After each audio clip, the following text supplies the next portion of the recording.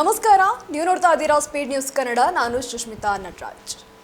Silicon ಸಿಟಿಯಲ್ಲಿ ಮಳೆ ಬಂತು ಅಂದರೆ ಸಾಕು, ಎಲ್ಲ ಮನೆಗಳಲ್ಲೂ ಸಹ ನೀರು ತುಂಬಿಕೊಳ್ಳೋದು ಸರ್ವೇ ಸಾಮಾನ್ಯ. ಆದರೆ ಇದಕ್ಕೆ ಕಾರಣ ಏನು ಅಂತ ನೋಡೋದಾದರೆ ರಸ್ತೆಗಳು. ಹೌದು, ರಾಜಧಾನಿ ಬೆಂಗಳೂರಿನಲ್ಲಿ ಸಾಮಾನ್ಯವಾಗಿ ಮಳೆ ಬಂದರೂ ಸಹ ಹಳೆ ಬಡಾವಣೆಗಳಲ್ಲಿ ಒಂದಷ್ಟು ಹಳೆ ಜಾಗಗಳಲ್ಲಿ ಇರುವಂತಹ ಒಂದಷ್ಟು ಮನೆಗಳಿಗೆ ನೀರು ನುಗ್ಕೊಂಡು ಜಲಾವೃತಿ ಆಗೋದಕ್ಕೆ ಗ್ರೇಟರ್ ಬೆಂಗಳೂರು ಒಂದು ರೀತಿ ಉದಾಹರಣೆ ಅಂತಾನೆ ಹೇಳ್ಬೋದು. ಅದರಲ್ಲೂ ಇದಕ್ಕೆ ಕಾರಣ ಏನು ಅಂತ ನೋಡೋದಾದರೆ ಏನು ಗ್ರೇಟರ್ ಬೆಂಗಳೂರು ಅಂದರೆ GBA ಇಂಜಿನಿಯರ್ಗಳ ಬೇಜವಾಬ್ದಾರಿತನವೇ ಇದಕ್ಕೆ ನೇರವಾದಂತಹ ಕಾರಣ ಎಂಬುವಂತಹ ಗಂಭೀರವಾದಂತಹ ಆರೋಪ ಇದೀಗ ಕೇಳಿ ಬರ್ತಾ ಇದೆ.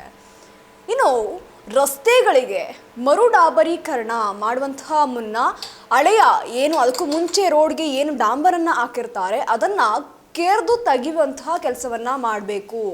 ಇನ್ನು ಈ ವಿಲ್ಲಿಂಗ್ ಮಾಡುವಂತಹ ನಿಯಮವನ್ನು ಗಾಳಿಗೆ ತೂರಿ ಹಳೆಯ ರಸ್ತೆಯ ಮೇಲೆಯೇ ಮತ್ತೊಂದು ಪದರ, ಅದರ ಮೇಲೆ ಮತ್ತೊಂದು ಪದರವಾಗಿ ಹೊಸ ಡಾಂಬರನ್ನು ಹಾಕ್ತಾ ಇರೋದ್ರಿಂದ ರಸ್ತೆಗಳ ಎತ್ತರ ಹೆಚ್ಚಾಗ್ತಾ ಹೋಗ್ತಾ ಇದೆ.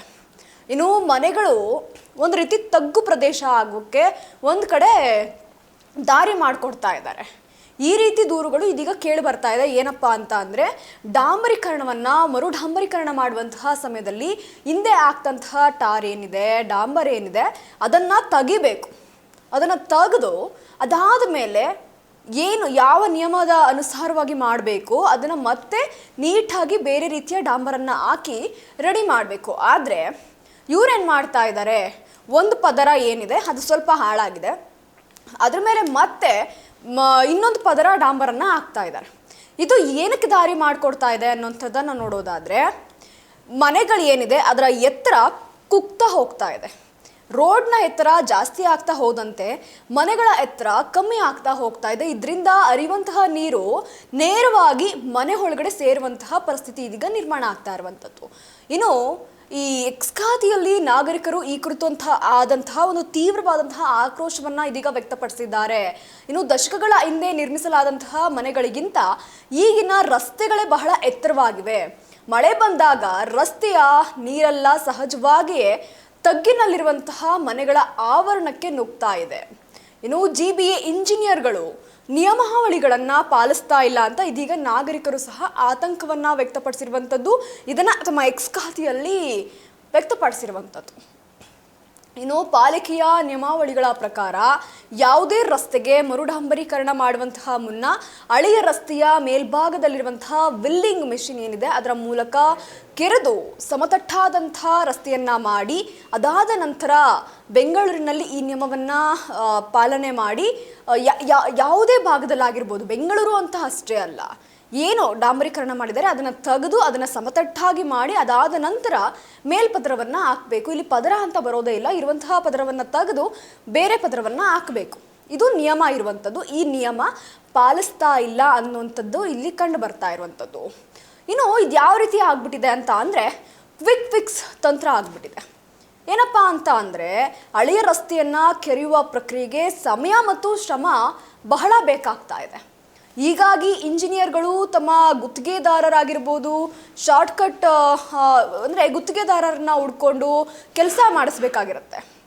ಇವೆಲ್ಲವನ್ನು ಸಹ ಬಿಟ್ಟು ಇದೀಗ ಇದಕ್ಕೆ ಶಾರ್ಟ್ಕಟ್ಟನ್ನು ಹುಡ್ಕೊಂಡ್ಬಿಟ್ಟಿದ್ದಾರೆ. ಯಾವ ರೀತಿ?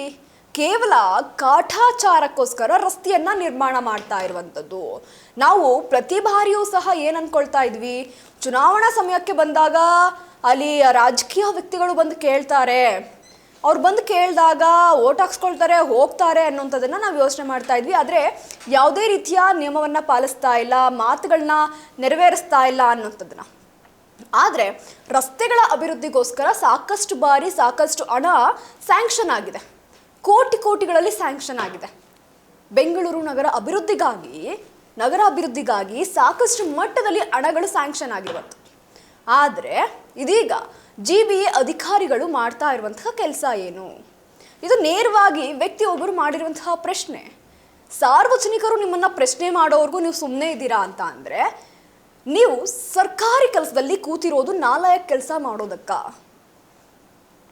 ಇದು ಯಾವ ರೀತಿ ಆಗ್ಬಿಟ್ಟಿದೆ ಅಂತ ಅಂದರೆ ವೆಚ್ಚವನ್ನು ಉಳಿತಾಯ ಮಾಡಿಕೊಂಡು ನಿರ್ಲಕ್ಷ್ಯವಾಗಿ ಕೆಲಸವನ್ನು ಮಾಡ್ತಾ ಇರೋದು ಇಲ್ಲಿ ಎದ್ದು ಕಾಣಿಸ್ತಾ ಇದೆ.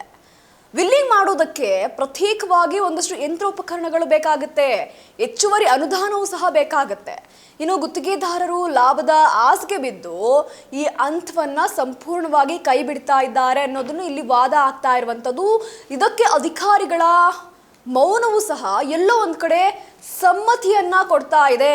ಇವರು ತಪ್ಪು ಮಾಡಿದ್ದಾರೆ ಅನ್ನುವಂತಹ ಆರೋಪವನ್ನ ಮೇಲ್ಗೈ ಮಾಡಿ ತೋರಿಸೋದಕ್ಕೆ ಇವರ ಮೌನ ಎಲ್ಲೋ ಒಂದ್ ಕಡೆ ಸಾಕ್ಷಿ ಆಗ್ತಾ ಇದೆ. ಇನ್ನು ಈ ಬಗ್ಗೆ ಎಕ್ಸ್ನಲ್ಲಿ ಸಾರ್ವಜನಿಕರು ಪ್ರಶ್ನೆಗಳನ್ನ ಮಾಡಿರುವಂಥದ್ದು.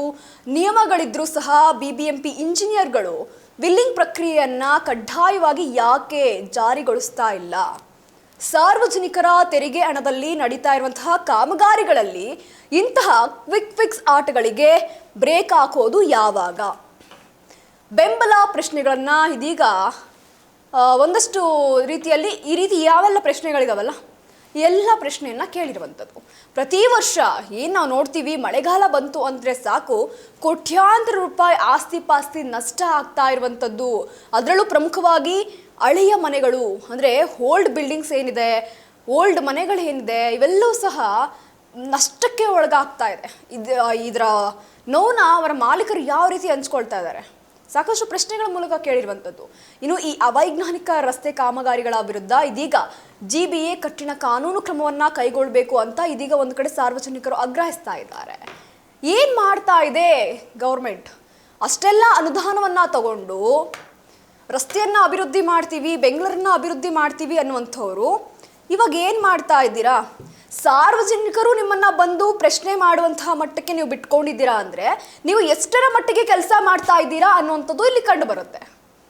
ಪ್ರಮುಖವಾಗಿ ಖಂಡಿತವಾಗೂ ಹೇಳಬೇಕಾಗಿರುವಂತಹ ಅಂಶ ಏನಪ್ಪಾ ಅಂತ ಅಂದ್ರೆ ಬೆಂಗಳೂರಿನ ಅಭಿವೃದ್ಧಿ ಮಾಡ್ತೀವಿ ಅನ್ನುವಂತಹ ಹೆಸರಲ್ಲಿ ನೀವು ಆ ದುಡ್ಡನ್ನ ಲಪ್ಟಾಯಿಸ್ತಾ ಇದ್ದೀರಾ ಅನ್ನೋದು. ಯಾಕೆ ಅಂದ್ರೆ ಯಾವುದೇ ಕಾಮಗಾರಿಗಳು ಸಹ ಸಂಪೂರ್ಣವಾಗಿ ನಿಯಮಬದ್ಧವಾಗಿ ನಡೀತಾ ಇಲ್ಲ. ಇಷ್ಟೆಲ್ಲ ಅನಾಗರಿಕತೆ ತುಂಬಿಕೊಂಡಿರುವಂತಹ ಸರ್ಕಾರದಲ್ಲಿ ಇರುವಂತಹ ಪ್ರಜಾಪ್ರಭುತ್ವ ಸಮಾಜದಲ್ಲಿ ಯಾವುದು ಸಹ ಸರಿಯಾಗಿ ನಡೀತಾ ಇಲ್ಲ. ಇವೆಲ್ಲವೂ ಸಹ ಸಾರ್ವಜನಿಕರು ಕೇಳಿರುವಂತಹ ಪ್ರಶ್ನೆ. ಖಂಡಿತವಾಗೂ ಇದಕ್ಕೆ ನೀವು ಉತ್ತರ ಕೊಡಲೇಬೇಕು. ಯಾಕೆ ಅಂತ ಅಂದ್ರೆ ಉತ್ತರ ಕೊಟ್ಟಿಲ್ಲ ಅಂದ್ರೆ ಸಾರ್ವಜನಿಕರು ಅದನ್ನ ಬೇರೆ ರೀತಿಯಲ್ಲಿ ತೆಗೆದುಕೊಳ್ಳುವಂತಹ ಸಾಧ್ಯತೆಯೂ ಸಹ ಇದೆ. ಯಾಕೆ ಅಂದ್ರೆ ಇನ್ನೇನು ಮಳೆಗಾಲ ಸ್ಟಾರ್ಟ್ ಆಗ್ತಾ ಇದೆ, ಎಲ್ಲ ಕಡೆ ಮಳೆ ಬರ್ತಾ ಇದೆ, ನೀರು ಬಂದು ಮನೆಗಳು ಸೇರ್ಕೊಳ್ತಾ ಇದೆ. ಆ ಕಷ್ಟಗಳನ್ನ ನೀವೇನಾದ್ರು ಒಂದು ದಿನ ಅನುಭವಿಸಿದ್ರೆ ನಿಜಕ್ಕೂ ಅದು ಎಷ್ಟು ನೋವನ್ನು ಉಂಟು ಮಾಡುತ್ತೆ ಗೊತ್ತಾ? ಮೋರಿಲಿರೋ ನೀರೆಲ್ಲ ಮನೆಗೆ ಬಂದು ನಿಂತ್ಕೊಳ್ತೆ ರೀ. ಒಂದಲ್ಲ ಎರಡಲ್ಲ, ಎಷ್ಟು ನೀರು ಬಂದು ನಿಂತಿರುತ್ತೆ, ಎಷ್ಟು ಗಲೀಜಿರುತ್ತೆ. ಅಷ್ಟೆಲ್ಲ ಇದ್ರೂ ಸಹ GBA ಅಧಿಕಾರಿಗಳು ಮಾತ್ರ ಕಣ್ಣು ಮುಚ್ಕೊಂಡು ಕೂತಿದ್ದೀರಾ. ಯಾವುದೇ ರೀತಿಯಲ್ಲಿ ಅನುದಾನ ಬಂದರೂ ಸಹ ಅದನ್ನ ಫಾಲೋ ಮಾಡ್ತಾ ಇಲ್ಲ. ಅಷ್ಟೆಲ್ಲ ಅನುದಾನ ಸಿಕ್ಕಿದ್ರೂ ಸಹ ಯಾವುದೇ ರೀತಿಯಲ್ಲೂ ಸಹ ಅದನ್ನ ಕರೆಕ್ಟಾಗಿ ನಿಭಾಯಿಸ್ಕೊಂಡು ಬಂದಿರುವಂತಹ ದುಡ್ಡನ್ನ ಕಾಮಗಾರಿಗೆ ಆಗಿರ್ಬೋದು, ರಸ್ತೆ ಅಭಿವೃದ್ಧಿಗಾಗಲಿ ಆಗಿರ್ಬೋದು, ಯಾವುದಕ್ಕೂ ಸಹ ನೀವು ಆಗ್ತಾ ಇಲ್ಲ. ಎಲ್ಲೋಗ್ತಾ ಇದೆ ದುಡ್ಡು? ಬರೀ ಮೇಲ್ಪದರವನ್ನ ನೀವು ಮುಚ್ಕೊಂಡು ಹೋದ್ರೆ ಅದು ಮತ್ತೆ ಕಿತ್ತು ಬರಲ್ವಾ? ಎಷ್ಟೋ ಜನ ಕಿತ್ತು ತೋರಿಸಿದ್ದಾರೆ. ಹಿಂಗಂದ್ರೆ ಸಾಕು ರೋಡಲ್ಲಿರುವಂತಹ ಡಾಂಬರ್ ಎಲ್ಲ ಕಿತ್ಕೊಂಡು ಬರ್ತಾ ಇದೆ. ಇದು ಬರೀ ಬೆಂಗಳೂರು ಅಷ್ಟೇ ಅಲ್ಲ, ಸಾಕಷ್ಟು ಕಡೆಯಲ್ಲಿ ನಡೀತಾ ಇರುವಂಥದ್ದು. ಇದೀಗ ಬೆಂಗಳೂರಿನ ಪ್ರಜೆಗಳು ಧ್ವನಿ ಎತ್ತಿದ್ದಾರೆ, ಮುಂದಿನ ದಿನ ಬೇರೆ ಯಾರೋ ಧ್ವನಿ ಎತ್ತುತ್ತಾರೆ. ಅಲ್ಲಿವರೆಗೂ ನೀವು ಕಣ್ಣು ಕಿವಿ ಬಾಯಿ ಎಲ್ಲಾನು ಮುಚ್ಕೊಂಡು ಕೂತಿರ್ತೀರಾ ಅಂದ್ರೆ ಎಲ್ಲ ಕಡೆ ಧ್ವನಿ ಎತ್ತದ ಮೇಲೆ ನಿಮಗೆ ಧರ್ಮದೆಡ್ ಬೀಳೋವರೆಗೂ ನೀವು ಕಾಯ್ಕೊಂಡು ಕೂತಿರ್ತೀರಾ ಅಂತ ಅರ್ಥ. ಇಲ್ಲ ಅಂದ್ರೆ ಅಲ್ಲಿವರೆಗೂ ಎಷ್ಟು ತುಂಬ್ಕೊಳ್ಳೋಣ ಅಲ್ಲಿವರೆಗೂ ತುಂಬ್ಕೊಬಿಡೋಣ ಅನ್ನೋದು ನಿಮ್ಮ ಉದ್ದೇಶ ಆಗಿರ್ಬೋದು. ಒಟ್ಟಾರೆಯಾಗಿ ಇವಾಗ ಕೇಳಿರುವಂತಹ ಪ್ರಶ್ನೆಗೆ ನೀವೇ ಉತ್ತರವನ್ನ ಕೊಡಬೇಕು. ಯಾವ ರೀತಿ ಉತ್ತರವನ್ನ ಕೊಡ್ತೀರಾ? ಕೆಲಸದ ಮೂಲಕ ಉತ್ತರವನ್ನ ಕೊಡ್ತೀರಾ ಅಥವಾ ನೇರವಾಗಿ ಸಾರ್ವಜನಿಕರಿಗೆ ಉತ್ತರವನ್ನ ಕೊಡ್ತೀರಾ? ಇವೆಲ್ಲವೂ ಸಹ ನಿಮಗೆ ಬಿಟ್ಟಿದ್ದು. ಇದಾಗಿತ್ತು ಈ ಕ್ಷಣದ ಸುದ್ದಿ.